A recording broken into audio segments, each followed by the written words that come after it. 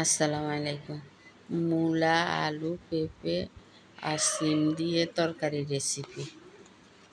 এরপরে এই জায়গায় কড়াইর মধ্যে পরিমাণ মতো তেল দিয়ে পেঁয়াজ কুচি দিয়ে দিলাম, পরিমাণ মতো লবণ দিয়ে দিলাম। দেওয়ার পরে এই জায়গার মধ্যে রসুন বাটা দিয়ে দিয়ে এই যে রসুন বাটাটা দিয়ে দিলাম। দেওয়ার পরে এগুলা হইলে ভাজা ভাজা ওইগুলা দিয়ে মেন হলুদের গুঁড়া 1.5 চামচের মতো, মরিচের গুঁড়া 1 চামচের মতো দিয়ে 1 চামচ মরিচের গুঁড়া দিলাম। দেওয়ার পরে এই জায়গার মধ্যে একটু জলের পানি দিয়ে মশলাটা কষানো নিলে মশলাটা কষানি হয়ে গেলে কিনে এই জায়গায় মাছ 3 পিস মাছ লেছি, মাছগুলা দিয়ে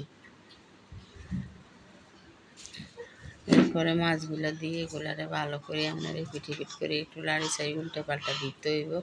তো তরকারিটার রঙে ধরবো। এই দিক দিয়ে আপনার এগুলা সিম, আলু, মূলা, পেঁপে আর আপনার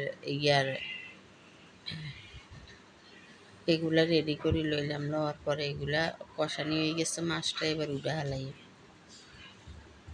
উড়ে মাছগুলা রাখি আপনার দিদিয়াম এই জলের মধ্যে দিদিয়াম তরকারিগুলা দিয়ে এগুলারে ভালো করে কষাই নিয়াম। এই পর্যায়ে আপনার অর্ধেক টমেটো দিলাম কাটি, আর আপনার কয়টা কাঁচামরিচ দিয়ে দিলাম মাঝখান দিয়ে কাটি পালি করে। দেওয়ার পরে এগুলারে ভালো করে কষাই নিয়াম।